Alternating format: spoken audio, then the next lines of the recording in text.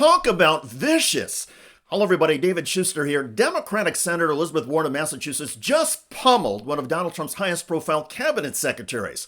Warren tore into Treasury Secretary Scott Bessent, who tried to defend Trump's tax and spending bill. The exchange started simply. Will this bill increase or decrease the deficit? They're varying scoring on that, Senator Warren. You're the Secretary of the Treasury, so I'm asking you. What is your view? Will this bill increase or decrease the deficit? It is my view that over the 10-year window, it will decrease. You know, do you have anybody who agrees with you on this? Yes, ma'am. Let me ask my question. Okay. Every credible independent expert agrees that Trump and the Republicans' big, beautiful bill would add trillions of dollars to the national debt and would not even come close to paying for itself. The nonpartisan Congressional Budget Office, the Penn-Wharton budget model, and the Yale Budget Lab all agree on this, and they're looking at 10-year windows, thank you. Warren noted that conservative organizations have also criticized the Big Beautiful Bill Act and say it will explode the national debt. This includes the Conservative Tax Foundation and the Committee for Responsible Federal Budget, and more. Even Elon Musk and the Wall Street Journal are criticizing the bill for ballooning the national debt. The only people who are saying publicly that it's not going to add to the national debt are you, Donald Trump, the Republicans in Congress. Do you have an independent group that has put forward numbers that disagrees with all of these conservative groups and disagrees with the Wall Street Journal on this? Well, Senator, interesting to see you aligned with Elon Musk, but if I add... You're no more shocked than I am. That is how witty and fast Senator Warren is. To say she is quick on her feet would be an understatement. Back to Treasury Secretary Bessent. If we want to take the full congressional budget scoring, they predict, and I don't agree with their methodology, they predict a $2.4 trillion deficit. But okay, so the answer to the question is yes. But may I finish? They include that, but they've also scored $2.8 trillion in tariff income. So even in Washington, D.C. math, okay, so, in Washington, D.C. math, that is a $400 billion surplus. Okay, so let me make sure I understand. This bill, you admit, will increase the deficit by $2.4 trillion, but you think there will be another bill and another set of agreements that somehow materialize, haven't materialized so far, don't have any statutory authority, but that will make up the difference. So the answer to the original question, will this bill increase or decrease the deficit? I think you just said it will increase. This bill increases the deficit. No, I want to use all the CBO scoring, and you can't take one without the other. I don't agree with the CBO. One is the law that we are scoring, the bill that is in front of us. We don't have a tariff bill in front of us to score. Not only is there no tariff bill to score, there are also no tariff deals yet from the Trump administration. Back in April, when Donald Trump announced his global tariffs, the Trump White House predicted there might be 90 deals in 90 days. So far, there are none. There are sub-deals or agreements in principle with China and the UK, but when it comes to comprehensive agreements that businesses, investors, and others can analyze and examine, say for tariff revenue that comes into Washington, there is nothing. Mr. Secretary, let me go on to the second question. You have said that government spending is, quote, out of control. You have also called government spending, quote, unsustainable. In fact, in the name of fiscal responsibility, you're working with the Republicans on this big, beautiful bill to pass the biggest cuts to Medicaid and the Affordable Care Act in American history. So, Mr. Secretary, help me understand here.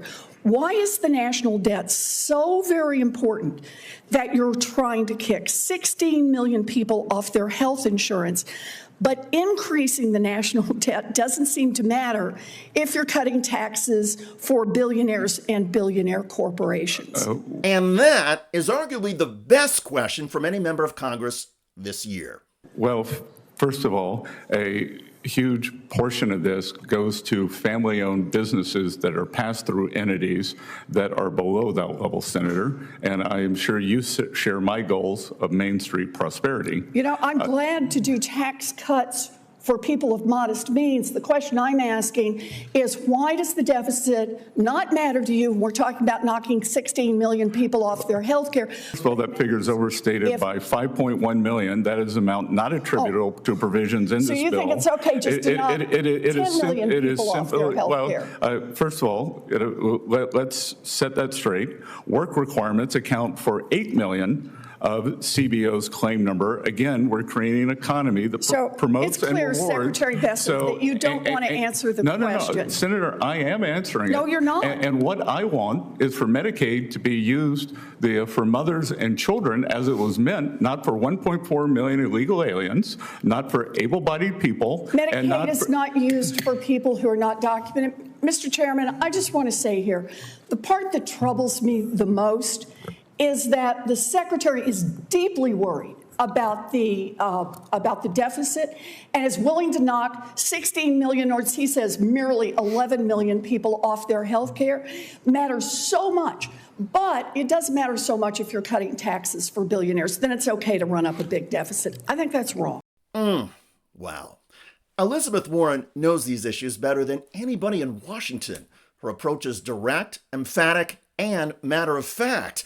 In other words, Trump officials like Scott Bessent don't stand a chance against Warren.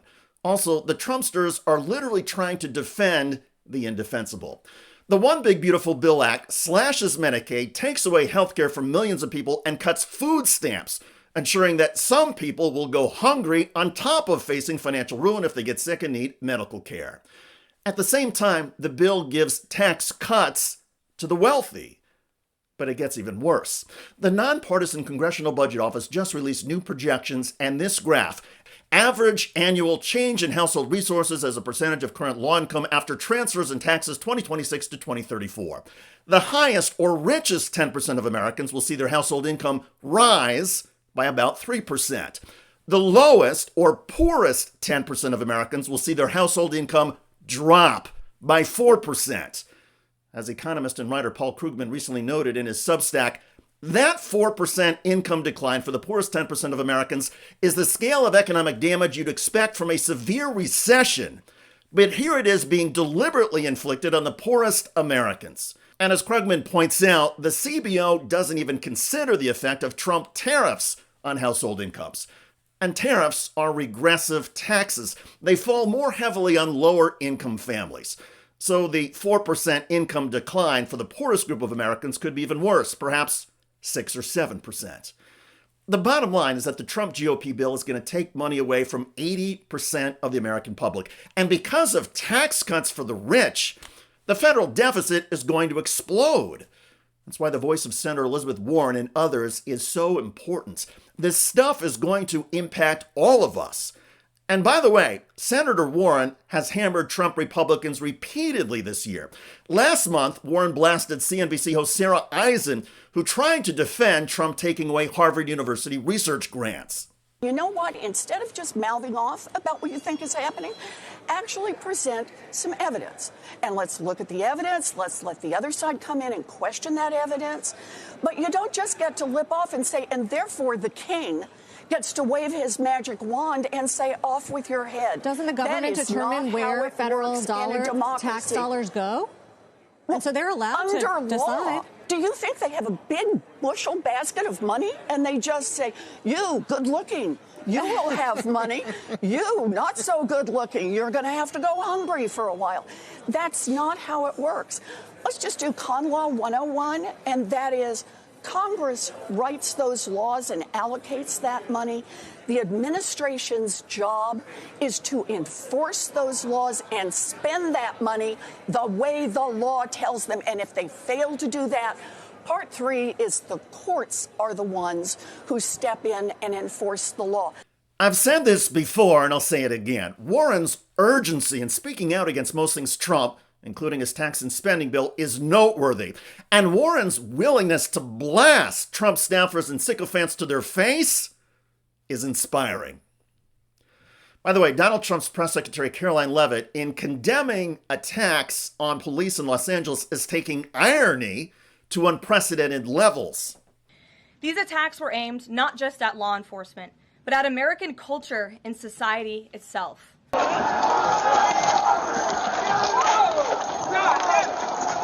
Rioters burned American flags, chanted,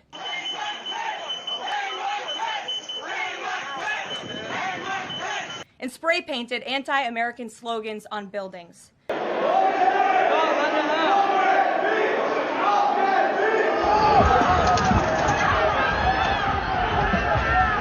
The most basic duty of government is to preserve law and order, and this administration embraces that sacred responsibility. He has just returned to the White House and is signing a series of executive actions in the Oval Office, where he is pardoning some 1,500 January 6 rioters who have been convicted. Approximately 1,500 for a pardon. Yes. Full pardon. Check out that video at the link below. It generated a lot of comments on YouTube. One of the most popular is from Mark, who wrote, "That cross has to be burning her skin." I hear you. I look forward to reading your comments about Massachusetts Senator Elizabeth Warren rhetorically ripping the face off of Donald Trump's Treasury Secretary Scott Bessent. I'm David Shuster. Thanks for joining us.